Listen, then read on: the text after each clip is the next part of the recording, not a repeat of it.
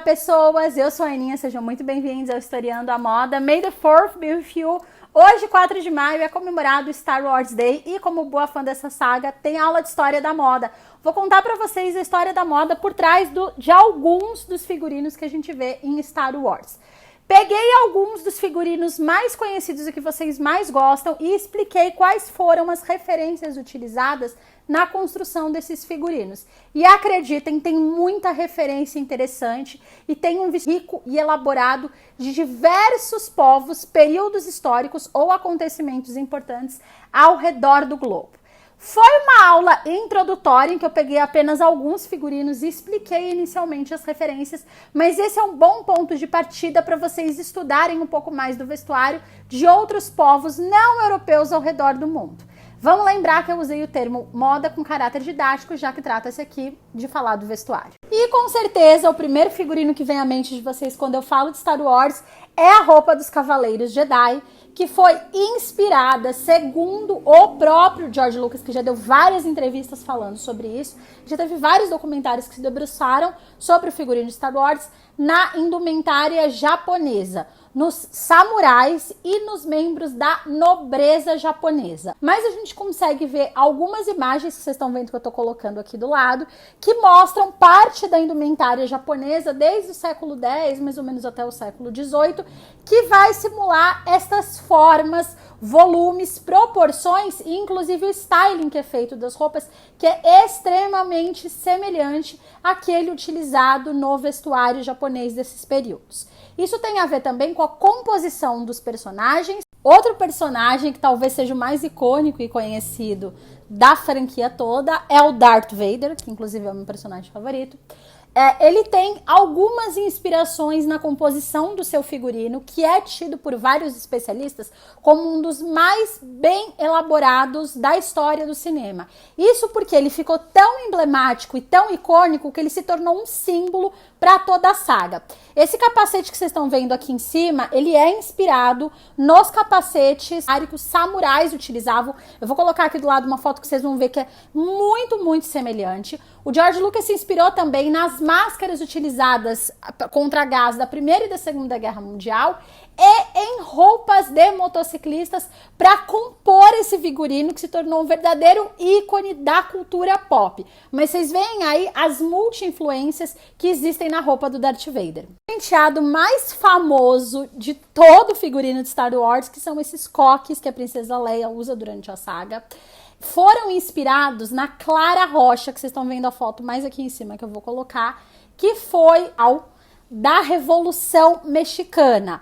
O George Lucas citou, inclusive, numa entrevista mais ou menos por volta de 2002, que ele estudou a indumentária utilizada pelas mulheres mexicanas que foram à luta durante a Revolução Mexicana e elas tinham esse coque em comum, inclusive. E provavelmente o robô mais conhecido da cultura pop, C-3PO, foi inspirado num outro robô de um filme de 1923 chamado Metrópolis. Tem uma personagem que protagoniza esse filme que acaba recebendo o nome de Maria, ou seja, é uma robô mulher, que é muito semelhante ao C-3PO. Tamanho, proporção, os formatos da face, o formato do olho, do rosto, a simulação desta forma humanoide foi tirada diretamente desse filme, que é considerado um grande marco da ficção científica. E as inspirações para o figurino de Star Wars não estão só nos seus protagonistas.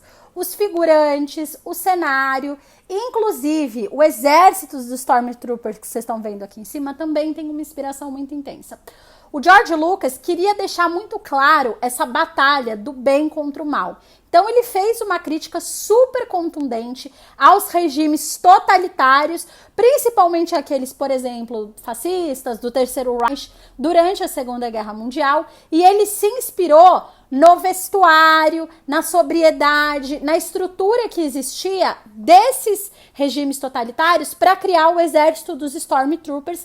E provavelmente o figurino mais comentado são os utilizados por Padmé Amidala, que foram protagonizados pela Natalie Portman nos filmes 1, 2 e 3 da série. A Trisha Bigger, que foi a figurinista por trás desses looks icônicos, falou que ela se inspirou nos figurinos do John Mollo, que deixou eles mais luxuosos e requintados, principalmente porque a gente está falando de uma figura real. A Padmé Amidala ocupava um espaço de muito poder e o figurino tinha que refletir esse poder. Tanto é que nessa imagem que vocês estão vendo aqui em cima é de uma imperatriz mongol, uma figura extremamente importante para a Mongólia no final do século XIX e início do século XX. Vários outros estágios da Padmé Amidala eram inspirados na corte russa, que a gente pode ver vários exemplos, até mesmo em vestes utilizadas no Renascimento pela Rainha Elizabeth I.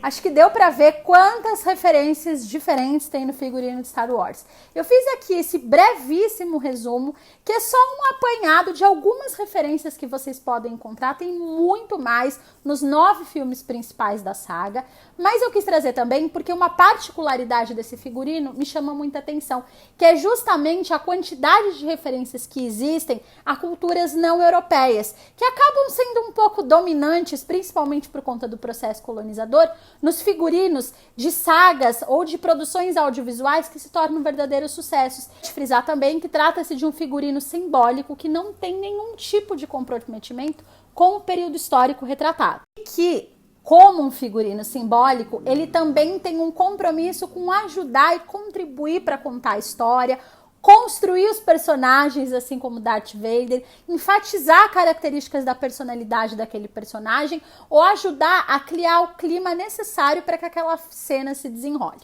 Espero que vocês tenham gostado dessa nossa breve aulinha de história da moda no figurino de Star Wars e eu recomendo muito que vocês leiam esse livro aqui que eu vou citar, que é História Mundial da Rosa. Conta muito sobre essas culturas que eu citei aqui e que foi a fonte de várias imagens que eu coloquei aqui para vocês entenderem de fato aonde o George Lucas foi buscar a referência para a construção desses figurinos. Se ficaram com alguma dúvida, é só deixar aqui nos comentários. Beijinho, tchau, tchau. May the 4th be with you.